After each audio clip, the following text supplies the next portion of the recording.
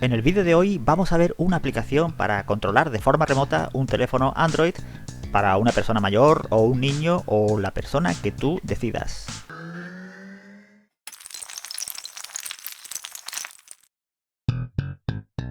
La aplicación que vamos a ver funciona de forma similar al administrador de dispositivos de Google, que sitúa en un mapa los dispositivos de una determinada cuenta de Google. Pero esta aplicación tiene muchas más funciones que la aplicación de Google que iremos viendo.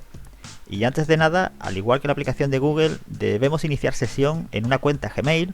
No tiene por qué ser la cuenta que esté registrada en el dispositivo, sino que en el navegador introduces los datos de una cuenta Gmail cualquiera y listo. Bien, ya tenemos un dispositivo y este va a ser el teléfono que voy a espiar, por llamarlo de alguna manera. Pero antes voy a configurarlo, así que activamos la detección de sonido. La detección de movimiento la dejo sin activar, pues luego va a llegar un montón de notificaciones al otro teléfono cada vez que este se mueva. Así que yo la dejo así tal cual. La grabación de la ruta sí la activo y luego explico cómo va esta función. Tenemos algunas opciones de pago y más abajo tenemos una opción interesante, y es que funcione con la pantalla apagada para que pase desapercibida la aplicación. El modo alto rendimiento va a mantener la aplicación consumiendo más batería, así que la dejaré así sin activar. Tenemos el modo solo audio, que consume menos internet, pues no va a enviar por streaming los vídeos que capta la cámara. Subir las grabaciones a Google Drive, si lo activo, pues me va a servir para verlas en cualquier momento. Así que bueno, vamos a pasar a hacer una pequeña prueba.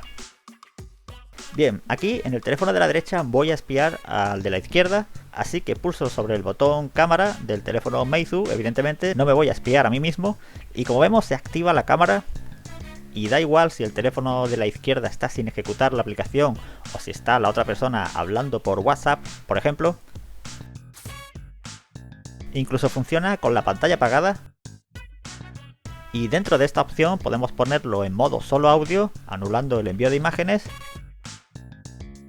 También podemos activar la linterna y tiene un botón para hablar como si fuera un walkie-talkie mientras lo mantenemos pulsado.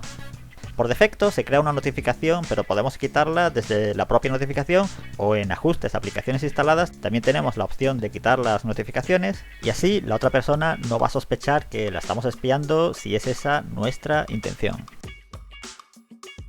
También nos dice la ubicación en un mapa de Google que va actualizando la posición.